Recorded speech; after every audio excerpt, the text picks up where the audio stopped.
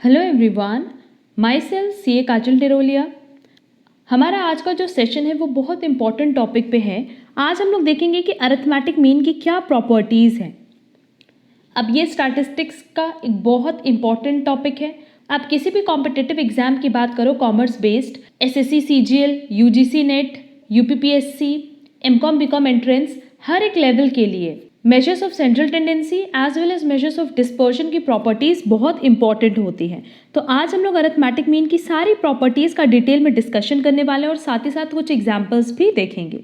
Overall हमारे पास 5 properties है related to arithmetic mean. Next class में जब हम ज्योमेट्रिक मीन बताएंगे तो उसके साथ उसकी प्रॉपर्टीज़ एंड हार्मोनिक मीन की हार्मोनिक मीन के साथ। फिलहाल हम लोग का पूरा डिस्कशन होगा रिलेटेड टू अरिथमेटिक मीन। हमारी पहली प्रॉपर्टी है the algebraic sum of deviations from the actual mean is zero. इसका क्या मतलब है? इसका मतलब ये है कि अगर हम एक्चुअल मीन से डेविएशन निकालें, डेविएशन का मतलब क्या होता है बेटा? डिफरेंस। अगर हम हर एक ऑब्जर्वेशन का उसके एक्चुअल मीन से डिफरेंस निकाल के टोटल कर दें तो इसकी वैल्यू हमेशा कितनी आएगी? ज़ीरो के बराबर। जैसे एग्जाम्पल ले लेते पहले तो अच्छे से ये प्रॉपर्टी क्लियर हो जाएगी। लेट्स से हमारे पास x की वैल्यू है 1 2 3, तो ऑब्जर्वेशन हो गए 1 2 3। अगर इसका मीन निकालना है तो सीधे क्या होगा? 1 + 2 + 3 डिवाइडेड बाई 3, दैट इज हमारा मीन कितना आ जाएगा? 2। और ये 2 क्या है? एक्चुअल मीन है। यहाँ पे हमने अज्यूम्ड मीन की बात नहीं की, हमने किसकी बात की? एक्चुअल मीन की।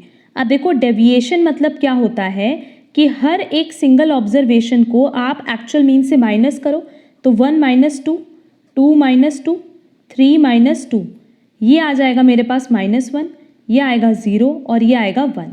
क्लियर? अब अगर इसका समेशन करें, समेशन मतलब क्या हो गया बेटा? Total of x minus mean, ये हमेशा क्या आएगा? 0 के बराबर आएगा। देख लो, -1 और +1 क्या आ जाएगा? 0। आप किसी भी सीरीज के लिए अगर पहले एक्चुअल मीन निकालते हो और फिर हर एक ऑब्जर्वेशन को एक्चुअल मीन से माइनस करके उसका समेशन निकालते हो तो उसकी वैल्यू हमेशा कितनी आएगी? 0। ये सबसे पहली प्रॉपर्टी थी किसकी? अरिथमेटिक मीन की। क्लियर? इसीलिए हमने यहाँ पे मेंशन भी किया है, that is x minus mean का summation is equal to 0। Second property है the sum of the squared deviations of the items from actual mean is minimum. अब ऊपर देखो, हमने स्क्वायर डेविएशन नहीं बोला था, सिर्फ डेविएशन बोला था, that is summation of D. अगर मीन से निकाला गया तो हमेशा क्या आएगा? 0। बट अब सेकेंड प्रॉपर्टी में कह रहा है कि अगर हम सम कर दें, दैट इज समेशन कर दें, डी का नहीं, डी के स्क्वायर का, तो इसकी वैल्यू हमेशा क्या आएगी? कम से कम। क्लियर? अब ऊपर वाले एग्जाम्पल को कंटिन्यू करें तो ये आया था 1 2 3, D that is x minus mean की वैल्यू थी -1 0 1। अब डी स्क्वायर पहले निकाल लो तो ये हो जाएगा 1 0 1, तो वैल्यू कितनी आ जाएगी? डी। मतलब समेशन डी स्क्वायर की वैल्यू हमेशा कम से कम आएगी, दैट इज मिनिमम आएगी। क्लियर? अब थर्ड एंड सबसे इंपॉर्टेंट प्रॉपर्टी जिसपे कॉम्पिटिटिव एग्जाम्स में क्वेश्चन आते हैं, क्वेश्चन कवर करते ही करते हैं। देखो, इस प्रॉपर्टी में ये चीज़ बोला है कि each observation of a series, मतलब अभी जैसे हमने x लिया था ना 1 2 3, तो हर एक ऑब्जर्वेशन दैट इज हर एक आइटम जो सीरीज में दिया हुआ है, अगर हम उसको इंक्रीज करें या डिक्रीज करें या मल्टीप्लाई करें या डिवाइड करें किसी एक नंबर से, देन द मीन, मतलब फिर उससे जो हम न्यू मीन निकालेंगे वो भी उतने ही नंबर से इंक्रीज, डिक्रीज, मल्टीप्लाई या डिवाइड हो जाएगा। क्लियर? हम सबसे पहले इंक्रीज लेके चल रहे हैं। हमने बोला कि अगर सीरीज के हर एक ऑब्जर्वेशन को एक particular number say that is a से बढ़ा दिया जाए तो उस केस में आपके पास ओल्ड मीन गिवन होगा, आप डायरेक्टली न्यू मीन कैसे निकाल सकते हो? आप न्यू मीन को भी उसी डिजिट से इंक्रीज कर दो। जैसे देखो, इस पर हम पहले एक छोटा सा एग्जाम्पल बताएंगे कि लेट से मेरे पास x है 1 2 3, इसका मीन हमने निकाला था ना बेटा, इसका मीन कितना आया था? 1 + 2 + 3 डिवाइडेड बाई 3, दैट इज इसका मीन कितना आया था? 2। अब लेट से हम हर एक ऑब्जर्वेशन को a से दैट इज 1 से इंक्रीज कर रहे हैं, तो 1 + 1 2, 2 + 1 3, 3 + 1 4। क्लियर? अब हमारे पास दो ऑप्शन है, मान लो हम इस पर प्रॉपर्टी ना अप्लाई करें और मीन इसका कैलकुलेट करें तो कितना होगा? 2 + 3 + 4 डिवाइडेड बाय 3, तो सीधे सीधे कितना आ जाएगा 3।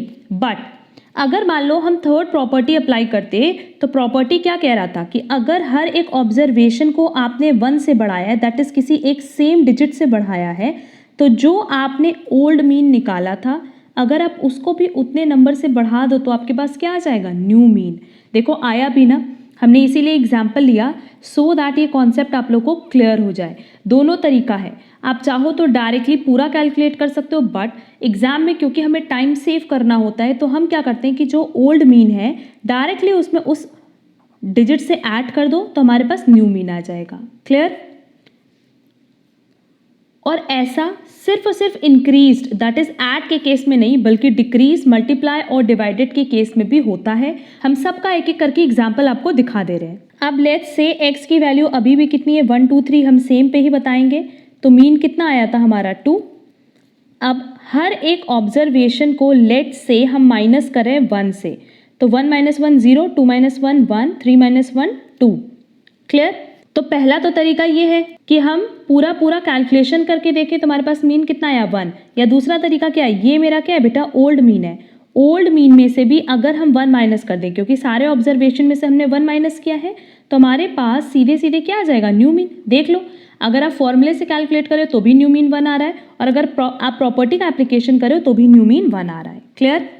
ऐसे मल्टीप्लीकेशन का देखो, लेट से x की वैल्यू है 2 4 6, तो इससे अगर हम मीन निकालें तो मेरे पास कितना आएगा, 12 डिवाइडेड बाई 3 और 4 मीन आ जाएगा। अब मान लेते हैं कि हर एक ऑब्जर्वेशन को हम 2 से मल्टीप्लाई कर रहे हैं, तो 4 8 12। क्लियर? अगर हम सीधे प्रॉपर्टी अप्लाई करें, अब हम क्या करेंगे कि जो हमारा ये ओल्ड मीन है इस नई सीरीज के लिए ओल्ड मीन कितना है 4, अगर इसको भी 2 से मल्टीप्लाई कर दे तो मेरे पास क्या आ जाएगा, न्यू मीन डायरेक्टली आ जाएगा। बट अगर आप चाहो तो आप इसकी हेल्प से भी न्यू मीन निकाल सकते हो, 4 + 8 + 12 डिवाइडेड बाई 3 और 24 डिवाइडेड बाई 3 और 8। तो इतना कैलकुलेशन करने से बचना है हमें, हम क्या करेंगे, डायरेक्टली प्रॉपर्टी का एप्लीकेशन करेंगे। क्लियर? एंड लास्ट डिवीजन भी देख लो, 2 4 6 एंड लेट्स से, तो यहाँ मेरे पास मीन कितना आया था, 4 आया था। लेट्स से हम हर एक ऑब्जर्वेशन को 2 से डिवाइड करें, तो 1 2 3। इस सीरीज के लिए ओल्ड मीन कितना है 4, ये है ना। तो न्यू मीन निकालने के लिए डायरेक्टली हम क्या करें, 4 को भी डिवाइड कर दे 2 से, तो मेरे पास न्यू मीन कितना आ जाएगा 2। या आप दूसरे तरीके से भी कर सकते हो कि आप इन तीनों को ऐड करो, 1 + 2 + 3 डिवाइडेड बाय 3, तो भी 2 आएगा। तो इतना लंबा प्रोसेस करने से अच्छा क्या है कि हम सीधे सीधे प्रॉपर्टी का एप्लीकेशन करें। होपफुली ये प्रॉपर्टी क्लियर हुई होगी और ये प्रॉपर्टी बहुत इंपॉर्टेंट है एग्जाम पॉइंट ऑफ व्यू से। हर एक कॉम्पिटिटिव एग्जाम के लिए, एंट्रेंस लेवल के लिए क्वेश्चन इंपॉर्टेंट है रिलेटेड टू स्टैटिस्टिक्स। अब देखो यहाँ पे हमने एक छोटा सा एग्जाम्पल लिया है कि हमारे पास ओल्ड मीन गिवन है, हमारे पास नंबर ऑफ ऑब्जर्वेशन गिवन है। क्वेश्चन में कह रहा है इफ ईच नंबर इज, पहले हम एडेड लेते हैं, एडेड बाय 6, तो न्यू मीन निकालो। हम लोग क्या करेंगे, डायरेक्टली थर्ड प्रॉपर्टी का एप्लीकेशन करेंगे और जो हमारे पास ओल्ड मीन दिया है 18, इसको भी 6 से ऐड कर देंगे तो हमारे पास न्यू मीन आ जाएगा। क्लियर? तो ऐड के टाइम में न्यू मीन कितना आएगा, 24। अब वैसे डिक्रीज के टाइम में हम क्या करेंगे, जो हमारा ओल्ड मीन है, ये ओल्ड मीन गिवन है ना 18, डायरेक्टली इसमें से 6 माइनस करेंगे 12, ये मेरा क्या आ जाएगा, न्यू मीन। क्लियर? अब मल्टीप्लाई कर लो, ओल्ड मीन अगर 6 है तो न्यू मीन सिंपली कैसे निकल जाएगा, 18 × बाय 6। और अगर डिवाइड करते तो ओल्ड मीन 18 है, तो उस केस में मेरे पास न्यू मीन कितना आ जाता है, 18 डिवाइडेड बाय 6 और 3। तो बस प्रॉपर्टी का एप्लीकेशन करके डायरेक्टली हम कैलकुलेशन कर सकते हैं न्यू मीन का। बस इतना ध्यान रखना कि अगर हर ऑब्जर्वेशन को सेम नंबर से इंक्रीज, डिक्रीज, मल्टीप्लाई या डिवाइड किया गया है तो आप अपने ओल्ड मीन को भी उसी सेम नंबर से इंक्रीज, डिक्रीज, मल्टीप्लाई या डिवाइड कर दो, तो उस केस में आपके पास न्यू मीन आ जाएगा। क्लियर? नेक्स्ट, फोर्थ प्रॉपर्टी है if all the observations assumed by a variable are constants से k, then the arithmetic mean is also k। ये तो सिंपल है, कह रहा है कि अगर हमारी सारी की सारी वैल्यूज सेम होगी तो नो डाउट इसका मीन हमें कैलकुलेट करने की जरूरत नहीं है, इसका मीन भी कितना आएगा 4।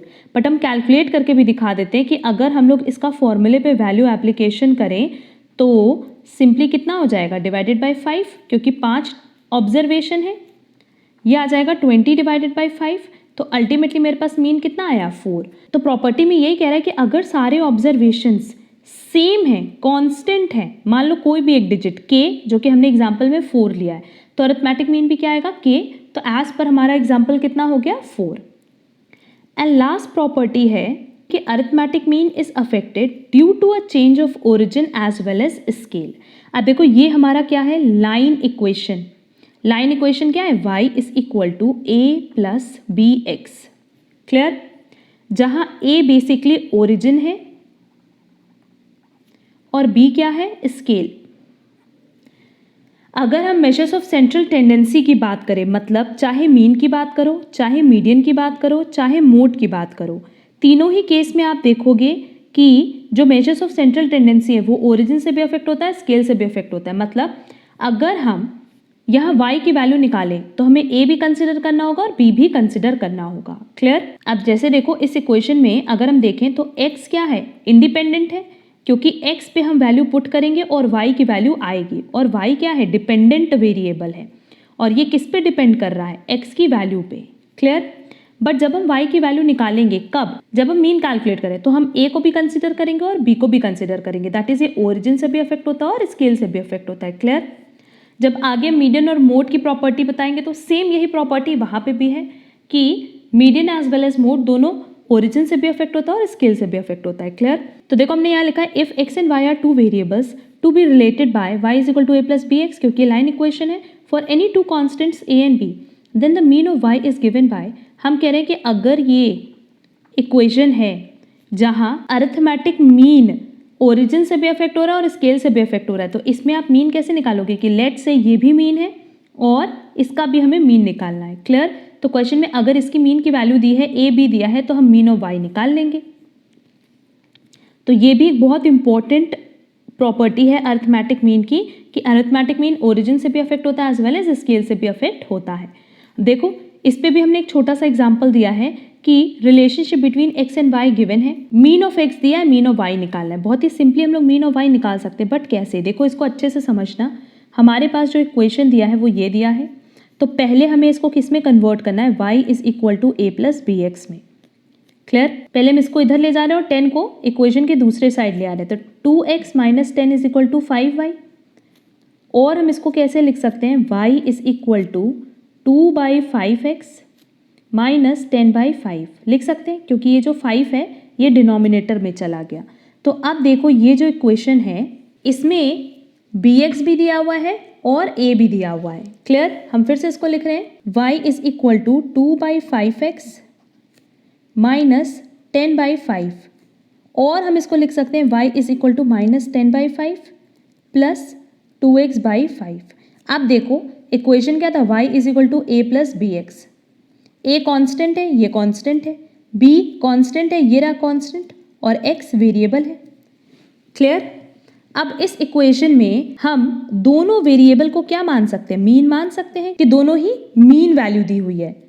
तो अगर ये दिया है y is equal to minus 10 divided by 5 plus 2/5x, तो लेट से ये भी मीन है, ये भी मीन है, और प्रॉपर्टी यही कहती है कि जब हम लाइन इक्वेशन में दोनों वेरिएबल का मीन यूज कर रहे हैं तो वो ओरिजिन से भी इफेक्ट होगा और स्केल से भी।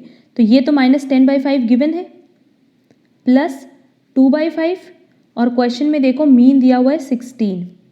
बस अगर हम लोग इसको सॉल्व कर लें तो हमारे पास वैल्यू आ जाएगी माइनस 10 प्लस 32 डिवाइडेड बाई 5, और हम यहाँ सॉल्व कर रहे हैं 22 डिवाइडेड बाई 5, तो सिंपली मीन ऑफ y कितना आ जाएगा 4.4। मीन ऑफ y आएगा 4.4। क्लियर। अब इस तरह का एग्जाम्पल आप देखोगे ना, तो ये एग्जाम्पल भी बहुत इंपॉर्टेंट है एग्जाम पॉइंट ऑफ व्यू से, क्योंकि इस तरह के एग्जाम्पल ऑलमोस्ट हर कॉम्पिटिटिव एग्जाम में पूछ चुके हैं। तो होपफुली ये पॉइंट आपको समझ में आया होगा।